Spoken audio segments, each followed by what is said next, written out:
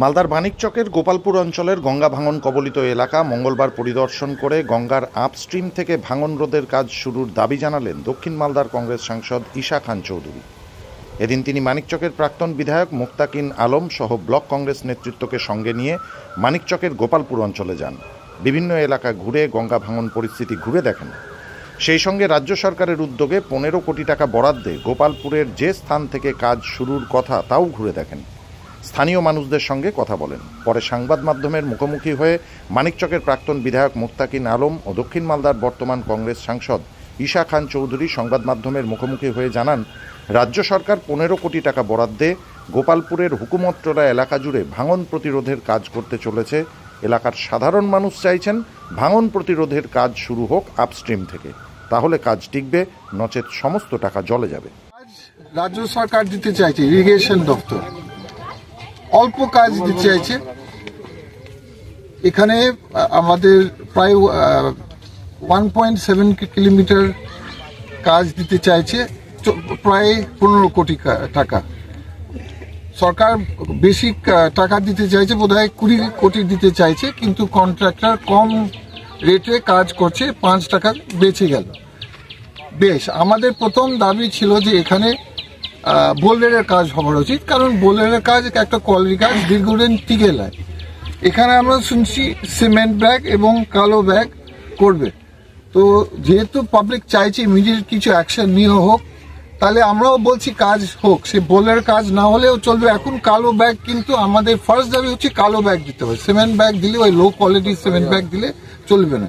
এটা আমাদের 1 নম্বর দাবি। কালো ব্যাগ দিবেন, ওয়াটারপ্রুফ ব্যাগ দিবেন, কমসে কম একটা কোয়ালিটি একটু বেশি থেকে। আর সিমেন্ট ব্যাগ একদম ওয়াশ আউট হয়ে যাবে। 2 নম্বর আমাদের দাবি যে আমরা এখনই দাঁড়িয়ে আছি 0 পয়েন্টে, হুকুমতলা।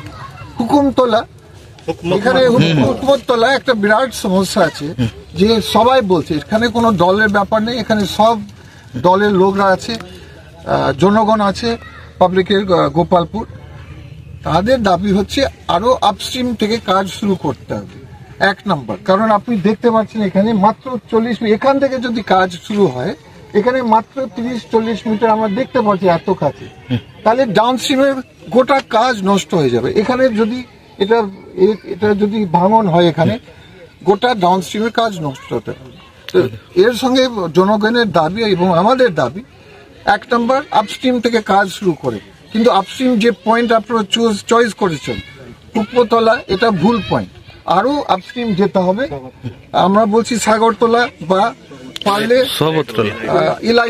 ইলাইতলা সবচেয়ে ভালো।